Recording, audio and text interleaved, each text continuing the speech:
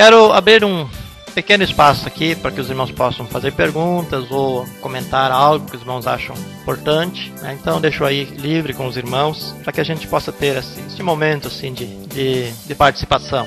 Alguém gostaria já iniciar, fazer um comentário ou uma pergunta, alguma coisa referente aí ao assunto falado hoje, batalha espiritual?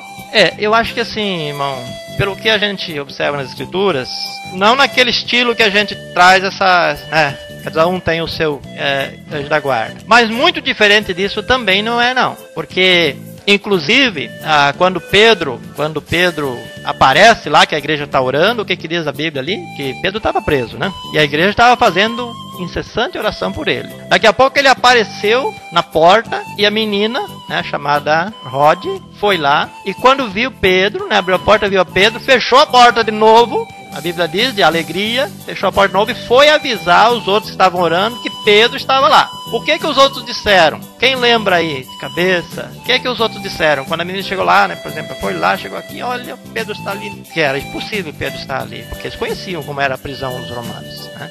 Não tinha como Pedro estar ali. Então o que eles disseram? Não é Pedro, mas é o seu anjo. Quer dizer, o anjo, Pedro, parecido com Pedro, né, ele se apresentou para a menina, né, segundo o que eles pensaram, e entenderam, né, então o anjo está guardando lá. Na verdade, não, o anjo já tinha libertado Pedro e era Pedro mesmo que estava ali. Então nós temos sim, os anjos são espíritos ministradores.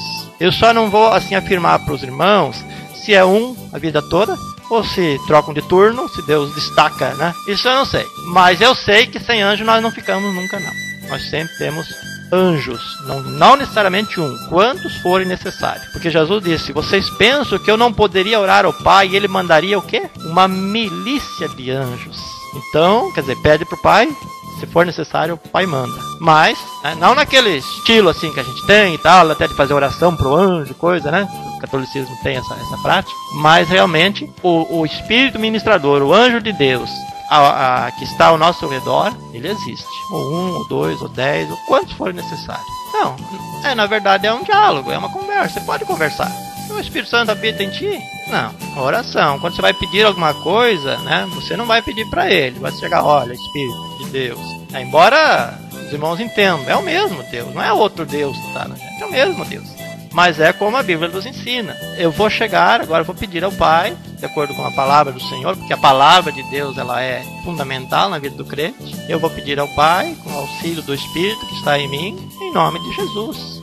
É o mesmo Deus, não é 3 deuses, é o mesmo Deus. Mas é essa a ordem das coisas. O Espírito é Consolador, Jesus Cristo é o Salvador, e Deus é o dono de todas as coisas, aquele que outorga tudo que for necessário pra gente. É assim que é colocada a palavra de Deus. Então tem coisas que, de certa forma, é mistério para nós, mas nós também não precisamos entender tudo. Nós precisamos apenas entender o que a Bíblia ensina. E a Bíblia ensina assim: orar ao Pai, com a direção do Espírito Santo, que intercede por nós com gemidos inexprimíveis, em nome de Jesus.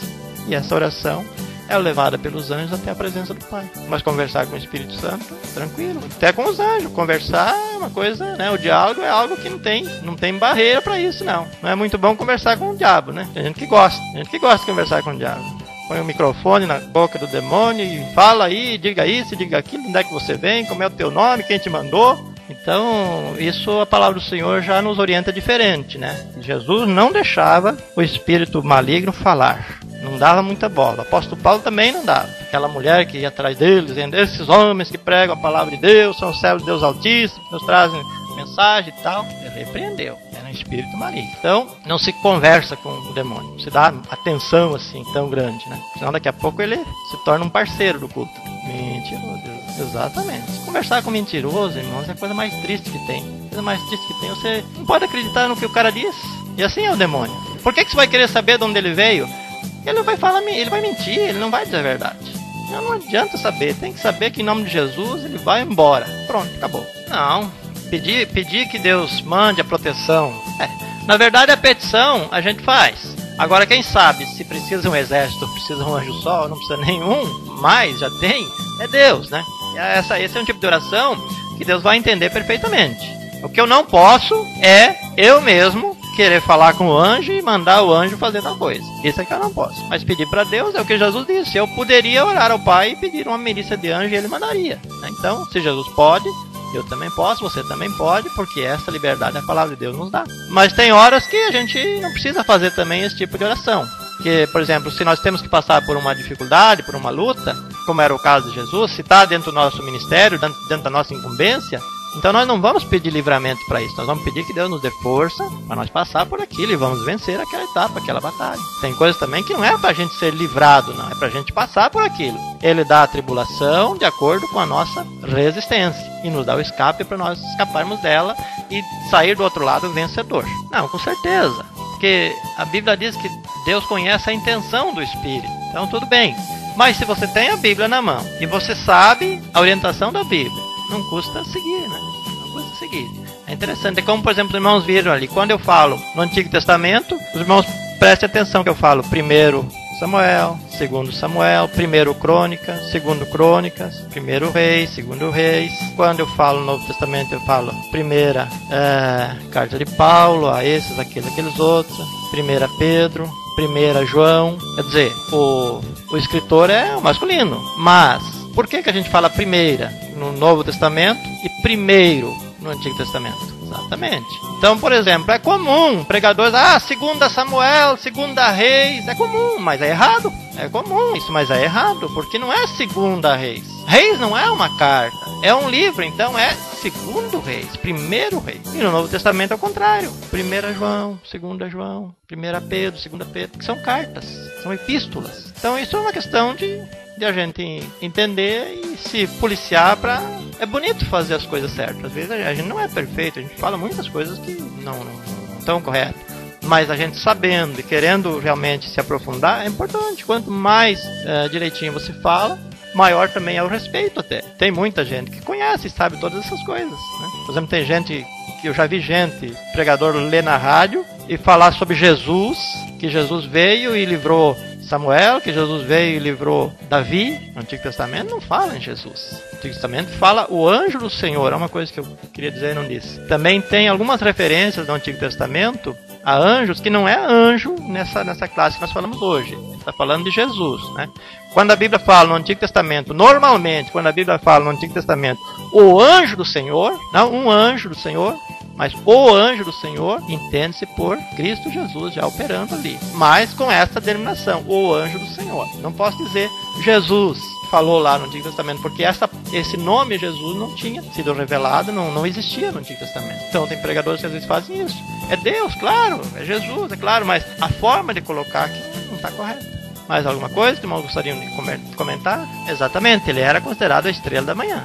Não, na verdade, este papel hoje, ele é de Cristo. A estrela da manhã, a estrela da alva, né? Ele é o papel agora, a figura de Cristo hoje. Mas foi a identificação de Lucifer, para ver a postura desse camarada lá no céu. Não era pequena, não. Ele nunca foi filho de Deus, ele foi um anjo, mas um anjo de elite. Um anjo de elite. Não como Jesus, que é filho de Deus. Diferente, a estrela da manhã, Jesus.